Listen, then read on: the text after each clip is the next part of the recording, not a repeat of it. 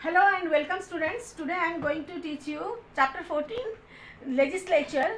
So have a look today what you are going to learn about the Lok Sabha, Rajya Sabha, their compositions, term of the house, election, qualification of the membership, presiding officers and the relation between the house of the parliament and their power and the function. As you know students, our India is a democratic system of government. It has mainly the three organs: the legislature, executive and judiciary. So, a legislature, it is the Rajya Sabha, consists of Rajya Sabha and the Lok Sabha, and it belongs to the parliament, as we are having the parliamentary form of government.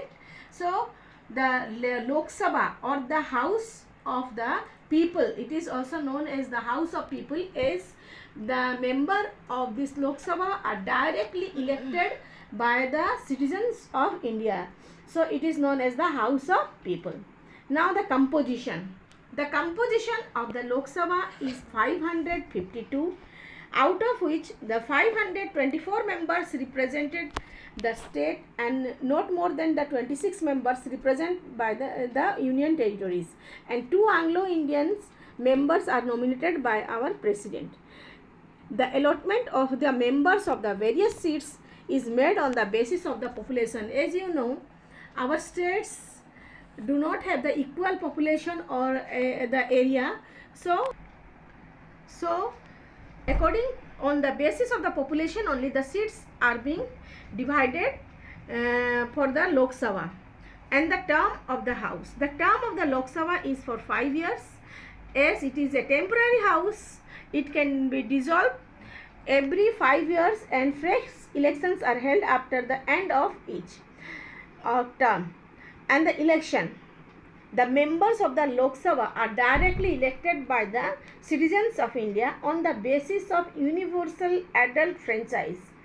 What is the meaning of universal franchise, adult franchise? It means that the person who is 18, who has attained 18 years or more than 8, they can vote and elect the candidate of their own choice. Qualification for the membership. That he or she must be the citizen of India. He or she must be at least of 25 years of age. As the requirement or the qualifications are being changed as per the law of the parliament from time to time. So, the person must possess such other qualifications. Now, move to the next, the presiding officer. The speaker is the presiding officer. The speaker is the presiding officer of the Lok Sabha, and he or she presides over the meetings of the house. The members of the Lok Sabha from among themselves only they select one person as the speaker and another for the deputy speaker. The speaker, they are choosing or selecting the speaker by the simple majority and by voting. In the absence of the speaker, the deputy speaker presides over the house. Now move to the next house of the parliament, the Rajya Sabha. As the name itself gives us the information that it is the council of states. So it is also known as the council of states. The composition of the Rajya Sabha, the maximum strength of the Rajya Sabha is 250. Out of these, 238 members are elected by the states and the union territories, and 12 members are nominated by the president who belong to the different fields like the sports, film, art, medicine, social service, literature, music, etc. As you know, Nargis Dutt and the Savannah Azmi, they were the member of the Rajya Sabha, and currently the famous cricketer Sachin Tendulkar. The term of the house. The term of the Rajya Sabha member is for 6 years. As it is a permanent house, it cannot be dissolved by the president. After every 2 years, 1/3 of the members retire. They may be re-elected or new members will take their seat. Now election. As the member of the Rajya Sabha are not directly chosen by the citizens, they are being elected by the elected members of the state legislative assemblies. Now, what are the qualifications required for the membership of Rajya Sabha? The person must be the citizen of India. must be at least 30 years of age and must possess all the other qualifications as prescribed by the law of the parliament from time to time. Now the presiding officer. The Vice President of India is the ex officio chairman of the Rajya Sabha and preside over the meetings of the House. What is the meaning of ex officio chairman? As he is holding the second post, that's why it is known as the ex officio chairman. Next point, move to the next point, the relations between the houses of the parliament. Some certain matters we find that both the house of the parliament, they enjoy the equal powers, but somehow the Lok Sabha is the superior than the Rajya Sabha, and also Rajya Sabha has also some certain powers. So what are the relation? Number one, either of the house can introduce the ordinary bill. Ordinary bill can be introduced in both the houses, and both the houses take part in the election of the president and the vice president. As you know, this president and vice presidents are elected indirectly, means elected by the elected members of the state legislative assemblies and the members of the Lok Sabha and Rajya Sabha. Both the house must approve the impeachment motion of the removal of. Both the houses must approve the impeachment motion for the removal of the President of India. Here, impeachment means the removal of the President. If the President misused his power or disrespect our constitution, then must be impeached by both the members of the parliament, the Rajya Sabha and the Lok Sabha. Must approve the proposal of the impeachment of the judges.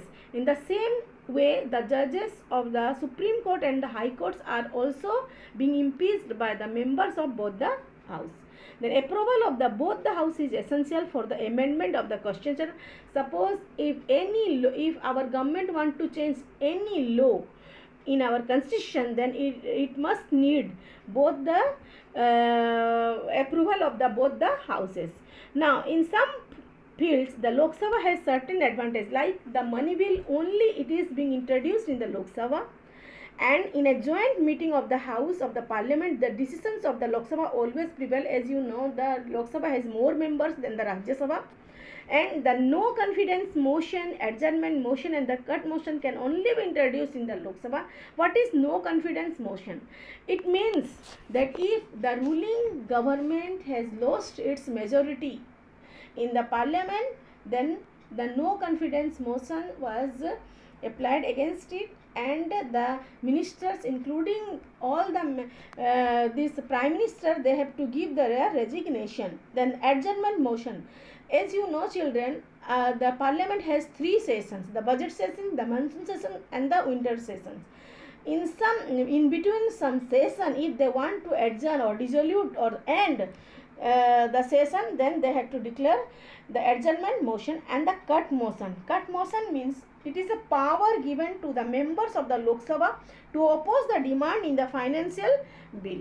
Then some following cases, the Rajya Sabha has certain exclusive powers, like it checks the hasty legislation. Hasty legislation means then if something they want to take the decision quickly or hurriedly, it is known as the hasty legislation. It checks, and it is a permanent house, so it continues to function even when the Lok Sabha gets dissolved.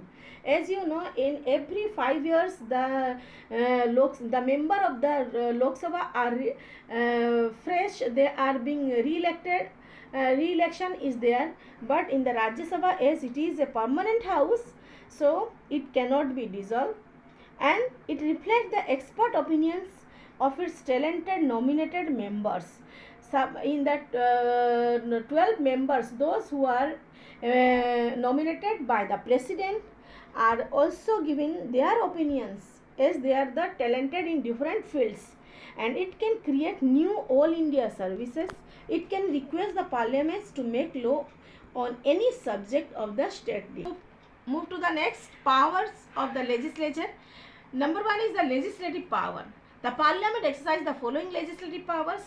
that it normally makes laws on the subjects of the union list like defense, census, income tax, and the concurrent list, which the subjects like the prevention of cruelty to animals, forest, education. And in the concurrent list items, both the parliament and the state legislature can make law, and the ordinances issued by the presidents in the absence of the session or the parliament has to be improved by the parliament within 6 weeks of the days of the reassembly of the parliament. And the parliament can make laws on the state list also. The parliament can make laws on the subjects of the state list if the Rajya Sabha passes a resolution and requests the parliament to do so. The control over the executives. The parliament controls the executive in the following ways, like by asking questions to the ministers during the question hour in order to gather information about any matter of the public importance.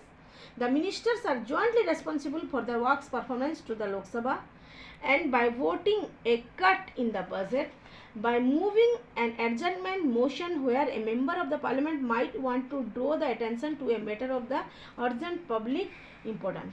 Now, control over the national purse. The parliament passes the budget with the estimates of income and expenditure of the union government in a financial year. Without the passage of the budget, no new tax can be imposed on the citizens. Electoral power. The parliament can elect president and the vice president. Judicial power. The parliament can impeach the president of India if he acts against the constitution, and the parliament can impeach the judges of the Supreme Court and the High Court. And the power of the amendment. The parliament has the power to amend the constitution. Means if any mistakes are there in the constitution, it can rectify and make new laws. The legislature plays a very important role in a democracy. So India being